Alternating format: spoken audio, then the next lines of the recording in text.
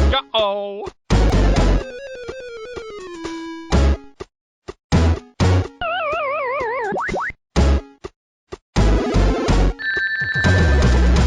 This is the No Lives Remaining podcast.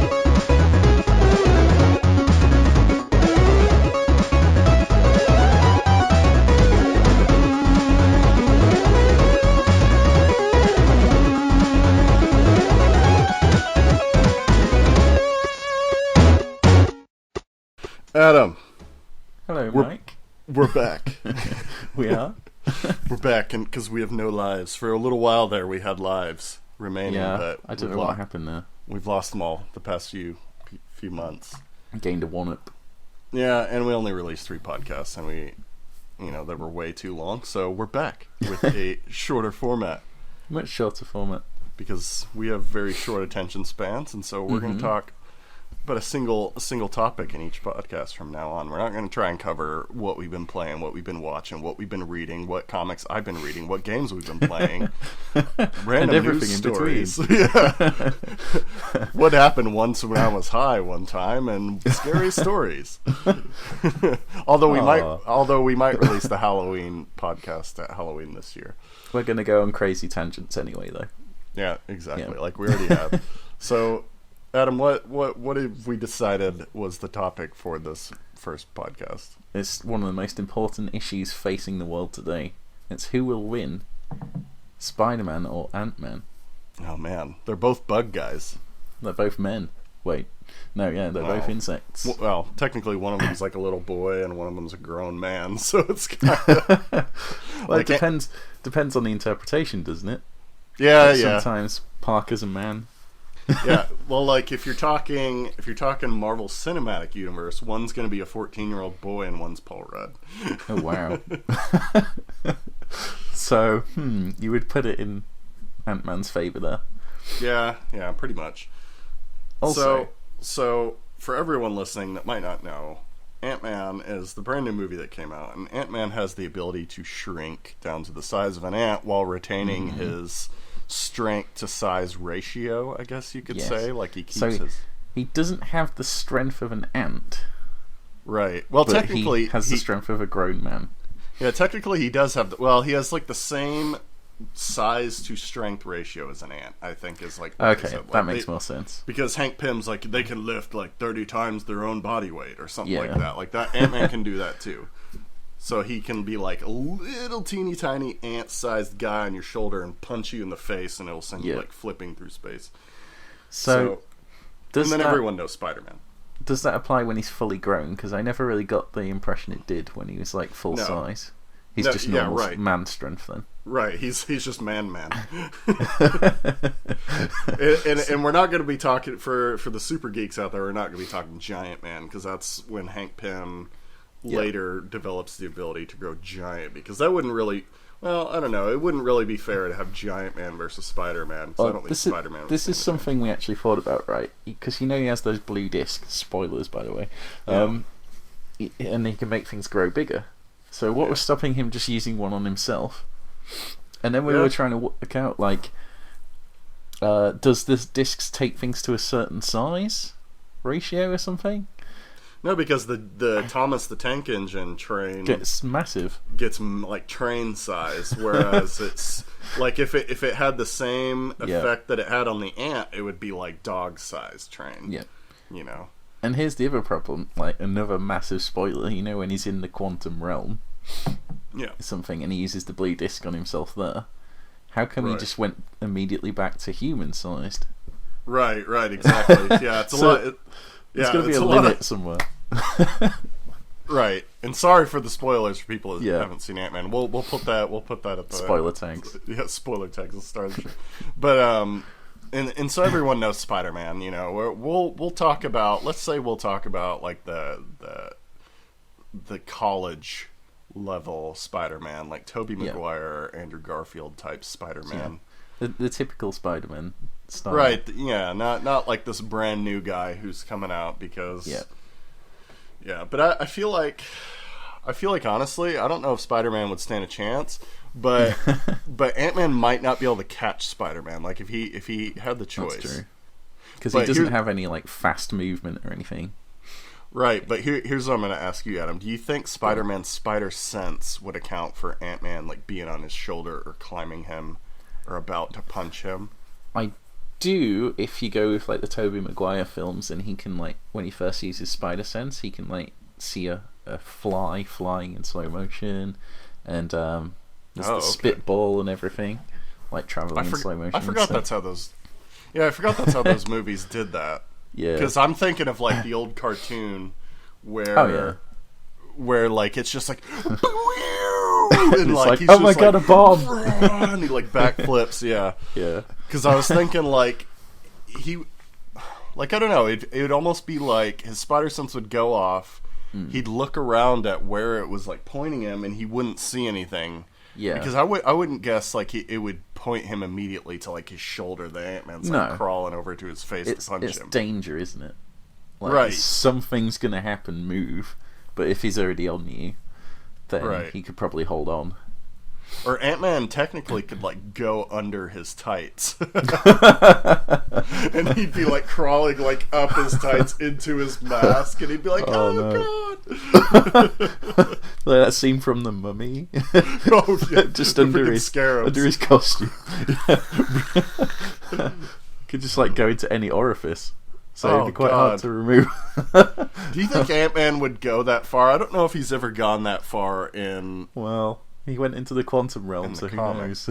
But do you think he would magic school bus it and like go in the Spider-Man's like mouth and go through his bloodstream and then eventually like pop out his anus, and then Spider-Man would have like all this internal bleeding? Oh no! Just punch his heart repeatedly into failure.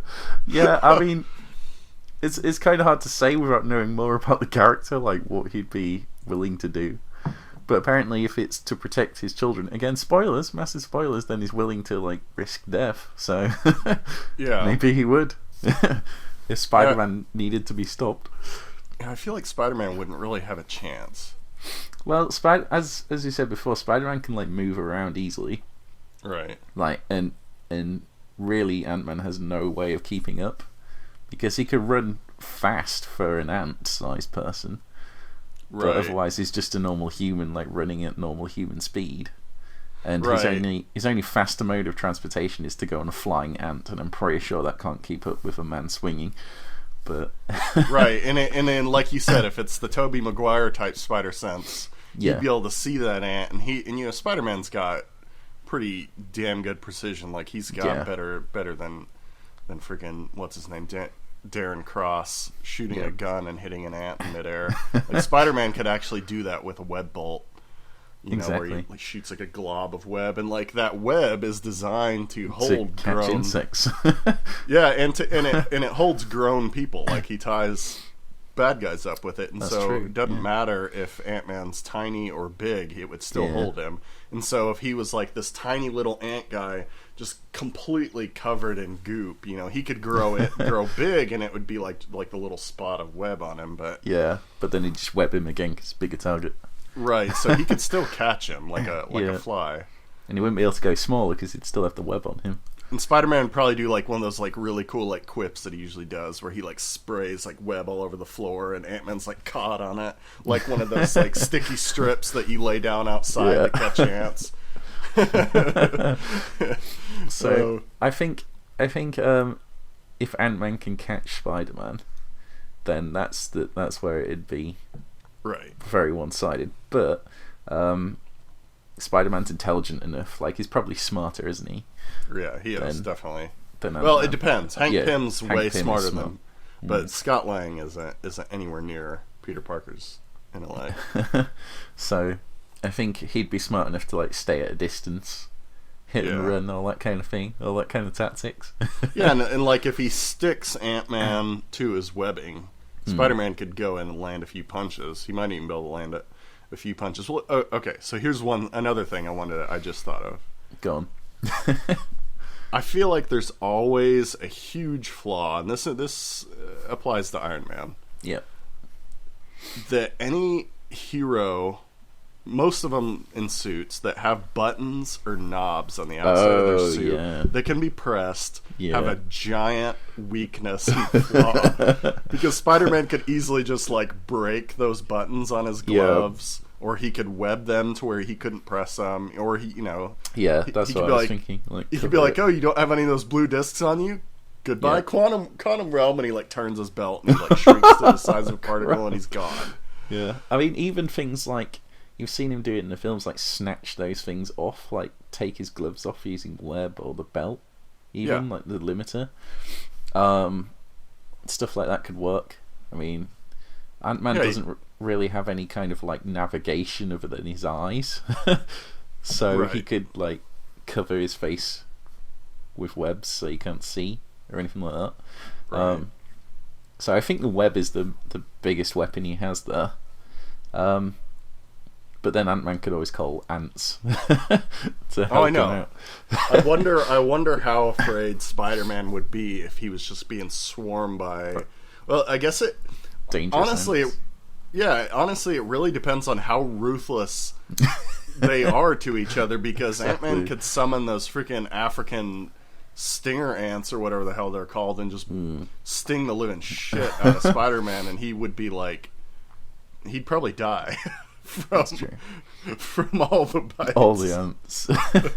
Okay, so character-wise, who would you think is the most ruthless? Like, Spider-Man doesn't really kill anyone, does he? No, he doesn't, and he definitely wouldn't kill Ant-Man unless someone that he, like Aunt May's life was in danger or something, but I don't even know if he would then. I feel like Hank Pym is definitely the ruthless type, because, he's got the anger issues. Scott Lang, I don't think he... Like, I don't know. He's not a killer. Like, he's... No. He says, like, he doesn't like it. Right, so I think Hank Pym would be ruthless as hell. Like, he'd kill Spider-Man, but I feel like let's talk more Scott Lang versus Peter Parker, and I don't think either of them would actually want to kill one another. So they might not be that ruthless. You're right. Unless it's like Black Suit Spider-Man and Venom is basically taking him over. I was thinking that. Then he probably would try and kill him. Well, yeah, he'd probably go get his daughter, and that would cause Scott Lang to, he'd kill Spider-Man for his daughter, I would think. See, one of the things I was thinking was, like, the discs are probably Ant-Man's best weapon because he can use them at a distance. He can make them tiny, so it's really hard to catch them. Yeah. And he could just use one to shrink Spider-Man to the size of an ant. Well, and then grow big. Well, if he does that, right? Yeah. Does Spider-Man get the strength of 30 times his body? Because Spider-Man's already got stronger than a human. He's like, he can lift a car. Do they need the suit to be that small? Well, with those discs, no. I wouldn't think so, right? Oh, yeah. Or would it be like, spoilers again, the lambs in the movie, like he throws it on Spider-Man, Spider-Man just turns into goop. That's true. Because he didn't have the helmet. But then when they did do the test on the lamb later on, it worked. Right. Like, and that was the dodgy serum as well. It wasn't Hank Pym's serum. Right. Which is stable. Do you think Scott Lang would be able to stick one of those blue things or the red things to Spider-Man? I think if he either had the element of surprise or he was small when he was throwing them, I think he's got a good chance. Okay. Like if you can get close enough. So again, it's the range that's the issue. Right. And I feel like with the ants too, if he called in a swarm of ants, Spider-Man would be able to lay enough webbing down to stop them unless they could like bite through it. But it's supposed to be like some kind of like technologically enhanced serum for the webbing. Yeah. Well, I think like those discs would be his big solution to the webbing as well, because he could probably shrink that to the point where it wouldn't help. And he could put those discs on ants, because you see that in the film. Like, the ants can carry this stuff. So you could just, like, throw loads of discs on ants. Like flying ants. Can Spider-Man stop all of them? Probably not, actually. Yeah. Because then you have those ants, like, they have those ants that can, like, build bridges and stuff. They could probably, like, build bridges over the webbing. Exactly. But then going back to my point about the buttons and knobs, Spider-Man traditionally has technology-based web shooters. Yeah, Like that's this, true. like it's not like Tobey Maguire where they're natural and it comes out of his wrists. Like he's got Yeah. like web shooters that with web He's got buttons cartridges. to press as well, hasn't he? Right. So Ant-Man could technically find a way to disable those. Yeah. And then he Either wouldn't have himself the or webs. Ants. Yeah. Right. And then it's big trouble. So, yeah, basically, Spider-Man, I think, has two options. He can run away, or he can stay at distance and keep shooting webs as long as he has them. Right. But he'd have to right. be very careful the whole time. As soon as it gets close, I think it's more one-sided. Like, Yeah. Ant-Man would win. Yeah, I think Ant-Man would win if he got close enough, but I feel like, I don't know. Yeah, I feel like without the webbing, Spider-Man wouldn't have a whole lot of option. It depends on how his spider sense reacts to Ant-Man. I'm not, like, I'm a huge Spider-Man fan, but I really wouldn't know if they've ever fought before and who would win. It probably has happened. It probably has. It probably has. But, like, yeah, I don't know. I think we came up with a pretty good conclusion. Spider-Man could run away, or he could fight him at a distance. But Yeah. if Ant-Man gets close enough, he could cause some He could shrink, go in, stop his heart, and come out his butt. The ultimate finisher. The ultimate finisher. Oh man. Oh man, that'd be horrible. That would be a horrible thing to do to someone. So yeah, basically, don't fight with Ant-Man. Right. He'll turn you inside out. All right. Yeah. Well, I think that does it for Yeah. this conversation, Adam. We really went no life on this. We really on did. this topic. I'm glad we're back. So yeah, thanks everyone for watching. I've been Everett, I've been Adam. and we'll see you guys next time. See ya. Slave. Fawn. Kill him.